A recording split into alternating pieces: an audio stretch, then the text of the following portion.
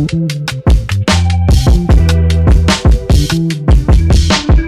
in the day, I would just throw as much shit as possible into a production, like kind of more is more, and something's wrong. Like, oh, why isn't this working? Let's add something, you know? And now it's like the opposite, where I'm like, oh, there's probably already too much stuff in here. Yeah, now something's not working, so what can I take away? Let's use the mute button gratuitously.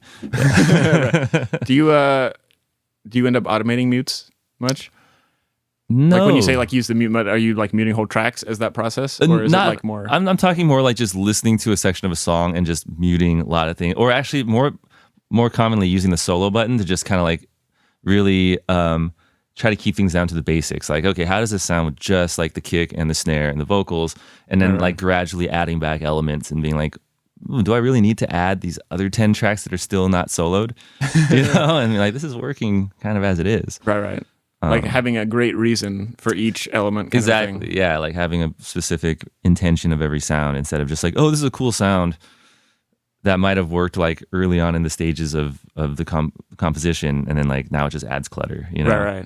So that's are those like obligatory sounds like, oh, if it's this kind of a song, then I need these kind of elements. Yeah. Like I feel like it's more modern now to have fewer elements than you would expect for a certain genre or something. Like minimalism is like super in right now. Yeah, and it's crazy. Yeah. I feel like it has been, and even like going back to old records, obviously there was kind of like a maximalism phase for a while, but going back to old, you know, like 60s, 70s records, maybe 70s especially, like a lot of that stuff is super minimal, more than I realized growing up when you actually like pay attention to the elements. But 100%. Those things are doing so much. And yeah.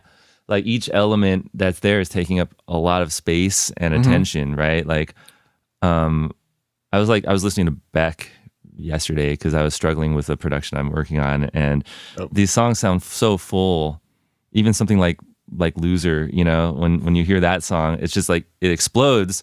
But like on closer listen, I'm like, okay, it's a drum loop, like it's a drum groove. And there's an acoustic drum guitar. Loop is taking up so much space. It's huge, it's massive, but it's just a drum loop, you know? Like it's like a pretty simple loop, but it sounds massive. And then there's like that acoustic guitar slide and like some low bass. And then that's most of it. And then Beck's vocals are huge. But it just makes me think like, wow, it's more about choosing the right elements and featuring them properly rather than feeling a need to like add more and more things to compensate because your elements aren't like working. You know? Totally.